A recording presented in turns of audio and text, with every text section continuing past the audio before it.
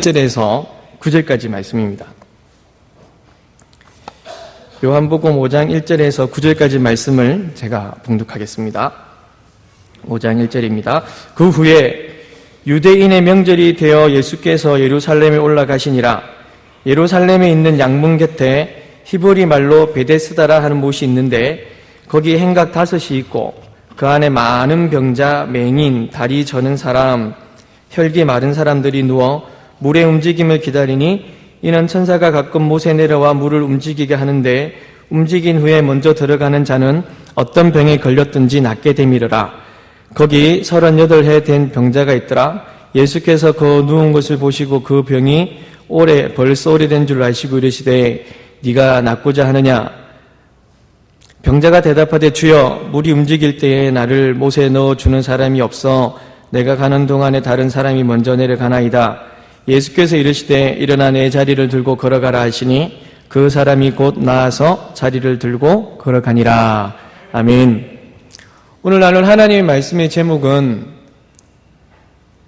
화면을 보시면 나올 텐데요. 안 나오네요. 주보를 보시면 알 수 있을 텐데요. 한번 읽어볼까요? 시작. 아멘. 예수님을 만난 행복한 사람들이라는 말씀입니다. 이스라엘 백성들은 광야의 사람이라는 이러한 수식어가 항상 있습니다. 특별히 요즘에 제가 말씀을 나누고 또 말씀을 상고할 때 계속하여서 마음속에 들려지는 말씀이 광야입니다. 광야. 그래서 수요일도 금요일도 광야에 관한 말씀을 항상 나누다 보니 또 수요일 금요일 함께 하시는 분들은 또 광야 이야기가 라고 하는데 오늘 광야 이야기가 아니고요. 이렇듯 이스라엘 백성들은 광야의 사람이라는 수식어가 있는데 그 광야 속에 있어서 바다를 보는 일은 그들에게 있어서 적습니다. 그들이 보는 것은 갈릴리 호수 그리고 이스라엘 왼쪽편에 있는 지중해 이런 부분들을 그들이 보게 될 텐데 이스라엘 백성들 광야의 백성들이 일컬어지는 그들에게 이 바다라는 이름은 이 바다라는 존재 자체는 이스라엘 백성들에게는요 두려움이라는 그리고 혼돈이라는 그런 개념으로 항상 바다를 바라봅니다. 왜냐하면 이 성경 속에서도 바다 속의 괴물에 대한 이야기를 하시고 또 이스라엘 그 당시의 사람들에게는 바다 속에 이 괴물이라는 것이 존재해 있어서 우리를 늘 삼키려 한다는 그런 인식들이 팽배해져 있었거든요. 그래서 성경에서는 이것을 리오야단이라고도 하기도 하고 용이라기도 하고 악어 그리고 이제는 라합이라는 이야기를 들어서 이런 상징적인 의미들로 항상 이야기를 합니다. 그래서 이 바다는 상징적인 의미로 혼돈, 어려움 이런 모습들이 이스라엘 백성들에게 지배적이었습니다. 그래서 이스라엘 백성들은 바다를 볼 때 항상 두려움의 존재로 생각을 하죠. 바다에 관한 이미지를 우리가 볼 때는 시원하다. 그리고 넓게 풀리니까 마음이 뻥 뚫린다. 뭐 이런 이미지이지만 우리가 바다의 이면을 한번 봐야 됩니다. 우리가 보는 그 잔잔한 바다 말고요. 정말 바다 한가운데 칠흑과 같은 어두움 속에 떨어져 있다고 생각을 해보시자고요. 칠흑과 같은 어두움 속에 그 어두움을 지배하고 있는 바다. 이 어두움을 표현하는 성경은 출애굽기 10장 21절에 곧 더듬을 만한 흑암이라 표현합니다. 그러니까 너무 어두워서 눈으로는 도저히 육안으로는 볼 수도 없는 상황. 그래서 손을 좀 더듬어 가면서 무엇이 있는 걸 알 수 있을 만한 어두움. 그것을 성경에서 말할 때는 칠흑과 같은 암흑이라고 이야기를 합니다. 너무너무 어둡고 아무것도 보이지 않는 상황. 앞으로 갈 수도 없고요. 발을 한 걸음 뗄 수도 없는 상황. 그래서 손을 좀 더듬어 가면서 그러면서 움직일 수 있는 모습들. 그것을 흑암이라고 이야기합니다. 이 바다 한가운데 있는 흑암은 이와 같습니다. 한 치 앞도 모르고 보이지도 않는 또 하나 지금에야 이 바다의 깊이가 몇 미터 정도 되고 수심이 얼마라고 알 수가 있죠. 하지만 그 당시에는 바다의 깊이가 얼마나 되는지 이 바다의 깊이가 얼마나 돼서 떨어지면은 어떻게 되는지 그때 그 사람들은 성경이 지어질 때 성경에 등장하는 인물들은 아무도 모릅니다. 그래서 그때 이 바다의 모습은 바닥을 가늠할 수 없기 때문에 빠지면 죽는 거다 그냥. 빠지면 죽음이라는 이런 공식이 그들에게 있었습니다. 이러한 모습들이 그들에게 있었기 때문에 바다에 대한 이스라엘 사람들의 두려움은 정말이 대단했습니다. 그래서 성경에서 이 바다에 관한 이야기를 어떻게 이야기하냐면 출애굽기에서 바로 등장을 하게 됩니다. 출애굽기 14장에 출애굽을 하고 나온 이스라엘 백성들요. 그 사람들이 3일길을 지나고 난 뒤에 바다를 만나게 되고 홍해라고 하죠. 우리는 사실 이 홍해를 너무 많이 들었습니다. 몇십 년 신앙생활을 하고 또한 우리 교회 가운데서도 신앙생활을 하면서 홍해를 엄청나게 들었습니다. 그래서 이 홍해 이야기하면 그 바다 갈라진 것라는 그런 간단한 생각들을 하지만 이 홍해에 대한 임팩트는 정말 장난이 아닙니다. 우리가 생각하는 그냥 간단하게 볼만한 그런 이야기가 사실은 아니거든요. 출애굽을 하고 광야길로 들어선 이스라엘 백성들 잘 가겠다 하나님이 이끌어 주셨으니까 그 길을 갑니다.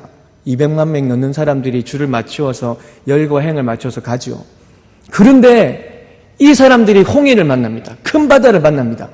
이 바다에 대한 두려움이 가득한 그들이 이제 그 바다를 만나게 됩니다. 이제 다 죽었다 라고 생각하는 순간 뒤에서 430년 동안 자기들을 다스리고 억압하고 구박하던 그 애굽의 병정들이 말과 함께 이 광야니까요.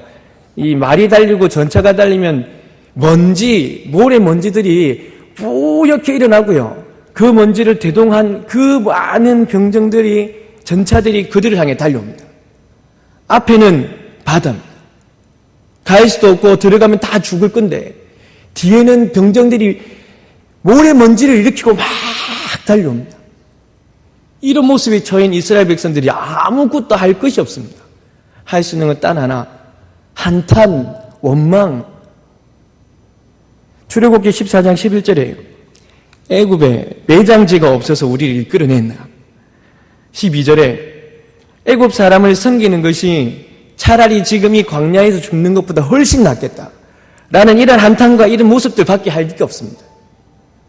또 하나요, 이스라엘 백성들 그리고 특별히 예수님을 따라다녔던 제자들은 어부라고 성경에서 표현합니다.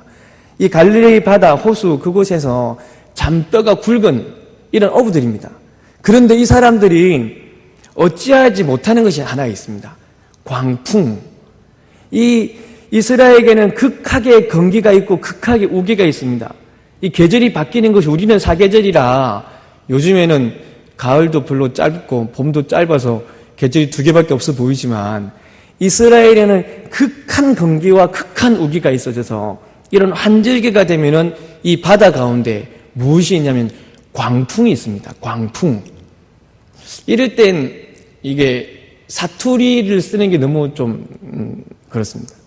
강풍이 아니고 광풍인데 제가 앞전에 사역하던 곳에 목사님이 4명이 있었습니다. 담임 목사님부터 해서. 그런데 그 담임 목사님도 서울 사람, 부목사 1명은 인천 사람, 또 부목사 1명은 경기도 사람, 나머지 저는 마산 사람. 그 4명이 전부 앞에서 설교를 하는데 그분들은 예쁘게 이야기를 하죠. 발음도 좋고 말도 좀 유하고. 제가 설교할 때는 세게 이야기하고 그래도 그분들이 다 갱상도 사람들이라 제가 하는 이야기를 다 알아는 듣지만 그래서 경상도에서 사역하는 게 너무 은혜이긴 하지만 그래서 그분들이 저에게 이렇게 했습니다. 이 목사, 당신도 한번 사투리를 고쳐보면 어떻겠나 해서 알겠습니다 해서 그날 밤에 아나운서 이야기하는 이야기하는 것을 이어폰에 꽂고 밤새도록 듣고 잠을 잡니다. 혹시나 그 말이 내 귀에 들리고 내 입에 들릴까봐. 안 됩니다. 여전히 안 됩니다. 그래서 글 쓸 때도 경상도 말 튀어나오고요. 여하튼, 이거는 광풍. 그러니까 성경에서 표현하는 부분은 센 바람이 아니고 무슨 바람이라고요? 미친 바람입니다. 왜 이 성경에서 광풍이라고 표현하냐면 이 어부들조차도 어찌할 수 없는 것이 배가 나갔을 때 이 환들기에 부는 광풍은 순식간에 일어나는 겁니다. 이 기후들이랑 여러 가지들 때문에, 그렇기 때문에 그 바다에 나아갔는데 갑작스레 부는 광풍 때문에 배가 흔들리고요. 배가 침몰할 수도 있고, 그러면 이 바다에 관한 생각은 뭐냐면 깊이도 몰라요. 그냥 암담한 모습들 속에 빠지면 죽는 거라는 겁니다. 그래서 이 사람들이 너무너무 두렵고 바다에 나가서 광풍을 만나게 되면 어찌할 줄을 모릅니다. 그냥 대처하는 방향들이 생겨야 되는데 갑작스레 생기는 것 때문에, 그래서 이런 여러 가지 모습들을 볼 때에, 성경을 통해서 볼 때에 이스라엘 백성들에게는 여전히 바다는 흑암, 또한 두려움의 대상, 막막함, 그런 모습들입니다. 그로 인하여서 그들의 마음들은 어찌할 줄을 모르는, 어떻게 해야 될 줄을 모르는, 정말 무엇조차 할 수도 없는 그런 모습들을 보게 되죠. 바다라는 것이 드러날 때마다. 오늘 본문 요한복음 5장에 예수님께서 유대인의 명절이 되어서 예루살렘으로 올라가신다고 5장 1절에 말씀하시는데, 이때의 명절은 불임절이라고 말씀합니다. 이 불임절이 되어지고 예수님께서 예루살렘으로 올라가시는, 막연하게 올라가신 것이 아니고 하나의 일이 있고 사건이 있고 이벤트가 생겨서 또한 거기에 가나에서 예수님이 올라가세요. 근데 그 예수님이 올라가시는 예루살렘 근처에 양의 문이 있습니다. 이 양의 문 근처에는 하나의 연못이 있었다고 말씀하시고요. 이 연못을 조사해 보니까, 서치해 보니까 이 연못의 모양은 직사각형의 모양이고 이 깊이가 한 20m 정도 된다고 합니다. 그리고 넓이는 160 곱하기 20m. 이만하면 얼마나 큰지 잘 모르시죠? 그래서 제일 알기 쉽게 평수로 따지면 이 연못의 평수는 23평. 이제야 그 넓이가 얼마 되겠구나 느껴지죠? 그러니까 깊이 20m 정도 되고 평수는 한 23평 되는 연못이 하나가 양해문 근처에 있게 됩니다. 그리고 그 양해문 근처에 무엇이냐면 행각이 있었습니다. 이 행각이 뭐냐면, 왜 이 복도식으로 되어져 있는데 그 위에 지붕이 있는, 그래서 이것이 성경에서는 5개가 있었다고. 5개의 행각이 줄지어 있고 복도식으로 되어 있는 그 길에 지붕이 있는 그런 곳. 이곳에 한 5개의 행각이 있고, 또 성경은 뭐라 말씀하시면 그 행각에 누가 있었느냐. 그 행각 밑에는 몇백 명의 사람들이, 수많은 사람들이 그 행각 밑에 모여 있었다고 말씀합니다. 이때 모인 사람들은 병든 자들이요, 그리고 맹인이요, 다리 저는 자들이요, 혈기 마른 사람들이라 표현하죠. 그래서 사실 이 연못은 우리가 다 아시다시피 베데스다 연못입니다. 이 베데스다 연못에는 물이 가끔씩 이제 움직일 때가 있다고, 성경에는 동할 때가 있다고 합니다. 그런 움직일 때쯤 되면은 먼저 들어가는 자는 어떤 병에 걸렸든지 낫게 된다는 진실이 아니고요, 전설이 있었습니다. 오늘 성경을 보시면요, 5장 3절에 물이 움직임이라 되어 있고 밑에 나눠주가 있습니다. 이 나눠주에 어떻게 표현되어 있냐면, 어떤 사본에는 이 괄호 내 구절이 없고, 이것은 소위 말하는 전설 아닌 전설입니다. 진실이 아니고요. 이런 이야기들이, 미담들이 그 이스라엘 속에 계속 흘러갔던 겁니다. 그래서 이 이야기를만 믿고 사람들이 모여든 거죠. 이 행각 밑에 사람들은 낮과 밤을 그 행각 밑에서 보냅니다. 추위와 더위를 보냅니다. 언제 이 물이 동할지 모른다고 하니까 그냥 막연하게 기다림 속에 있습니다. 그 사람들 모두가 암담함을 가지고 어떻게 살아가야 될지를 모르고 그냥 그 막막함을 가지고 그 자체를 안고 그냥 그 행각 밑에서 기다리고 있는 겁니다. 낫는다고 하니까 막연한 기다림들입니다. 이 사람들은 어느 한 사람 상처가 없는 사람들이 없습니다. 이곳에 모여있는 모든 사람들이 그 전설 따라 왔기 때문에요. 다 낫고자 했다 이야기하거든요.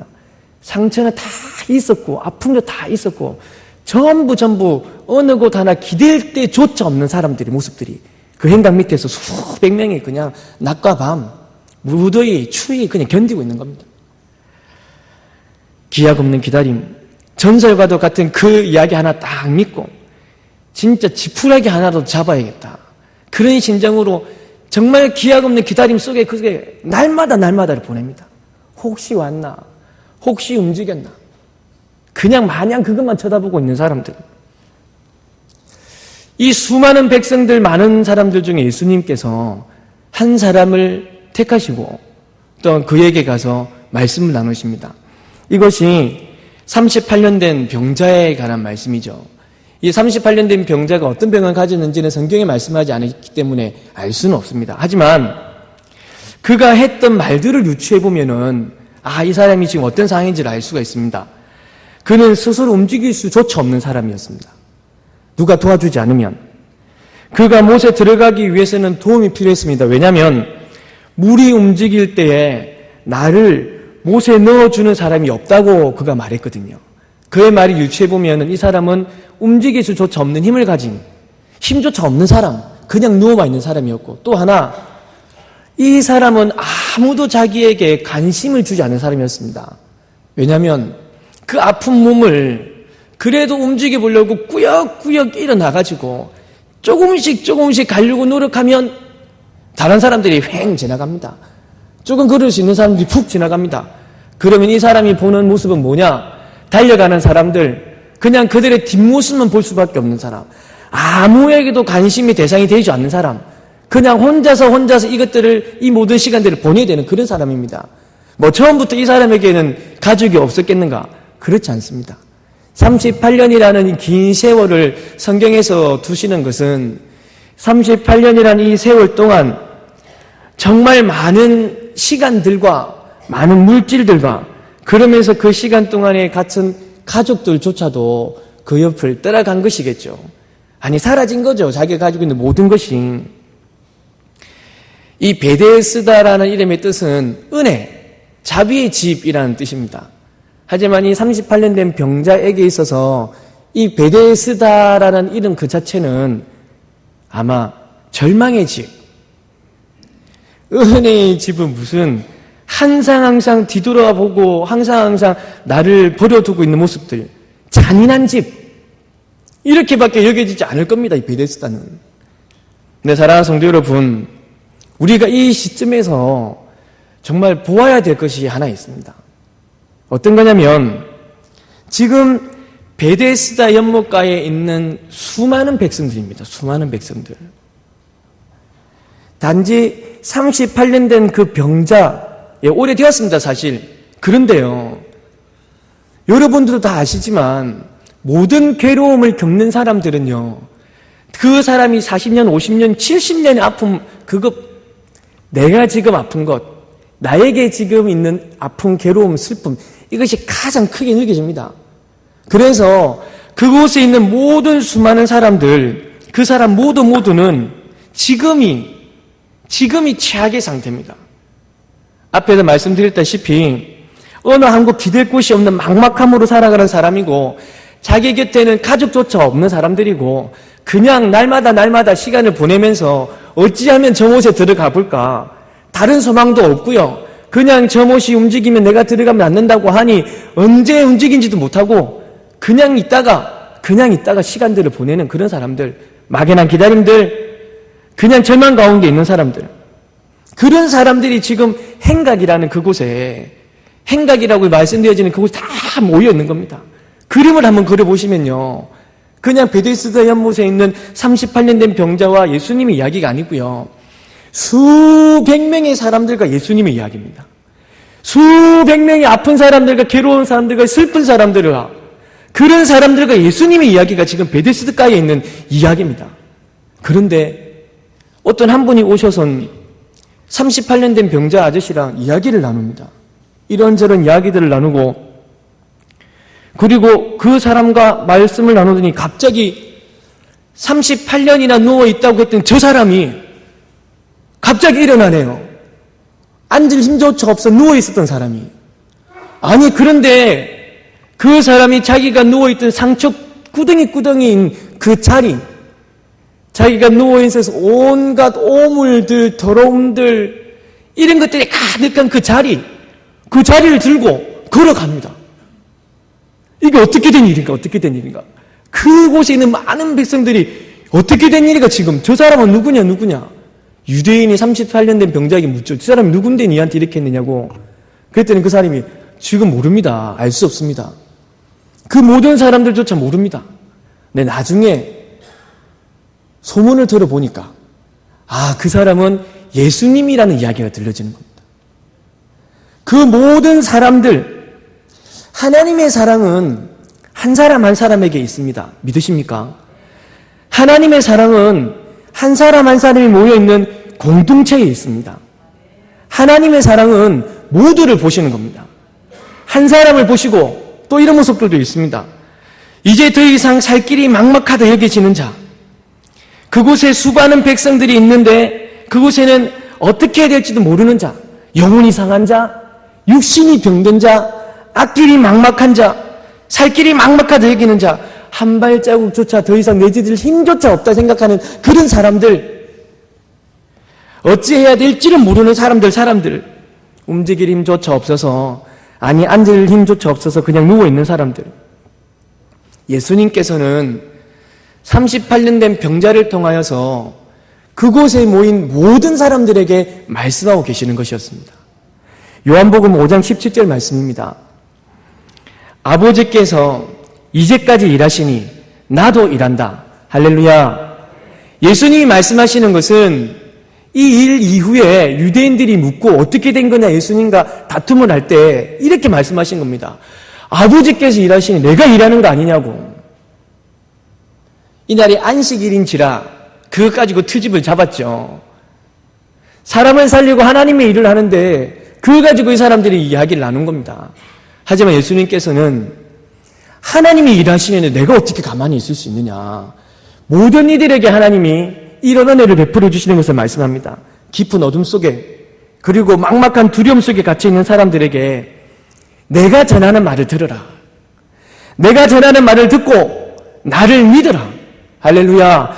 내가 전하는 말을 듣고 내가 하는 이 모습을 보고 그곳에 모인 모든 수많은 사람들이여 나를 믿으라. 그리고 치유받으라. 그리고 회복되어라. 이것이 예수께서 그곳에서 행하신 모습입니다. 사랑하는 아름다운 교회 성도 여러분, 하나님은 여러분 모두를 사랑하십니다. 믿으십니까? 하나님께서는 여러분 모두의 형편을 다 알고 계십니다. 아멘. 우리가 무엇 때문에 아파하는지 남들에게는 말할 수조차 없는 비밀스러운 것들까지도 하나님은 아십니다.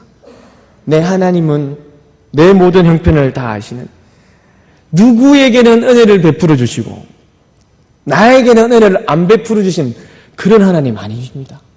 모두에게 바다를 두려워했던 이스라엘 백성들, 앞에는 홍해라는 바다가, 그리고 그 뒤에는 애굽의 병정이라고 달려오는, 그래서 끼어있는 상태, 사면에 초가된 상태, 그 사람들에게 하나님께서 그들의 은혜로 구원을 주셨습니다. 만약에요. 예수 믿는 사람에게는 만약이 없지만 만약에 그 바다가 안 갈라졌다면요, 하나님께서 그들을 바다 위로 걸어가게 하셨을 겁니다. 할렐루야. 만약에 바다를 두려워해서 더 이상 한 발조차 내딜 수도 없는 그 백성들, 뒤에 따라오는 이 산을 때문에 어떻게 할지 모르는 백성들, 바다가 안 갈라졌다면 바다 위를 걸어가게 하셨을 겁니다. 그렇게까지 하나님은 우리를 지키시고 보호하십니다. 이스라엘 백성들, 그 제자들이 그 강풍 때문에 너무 두려워서요, 빠지면 죽을 것 다 아니까 어떻게 했느냐, 예수님을 찾아갑니다. 우리가 죽게 되었는데 뭐하고 계시냐고, 우리가 지금 이런 모습 되었는데 뭐하고 계시냐고, 예수께 가서 안절부절 못하며 말씀합니다. 그랬더니 예수님이 어떻게 하십니까?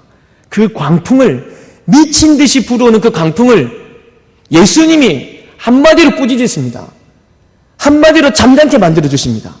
모든 광풍들, 모든 태풍들은 예수님이 한마디면 다 사라집니다. 할렐루야.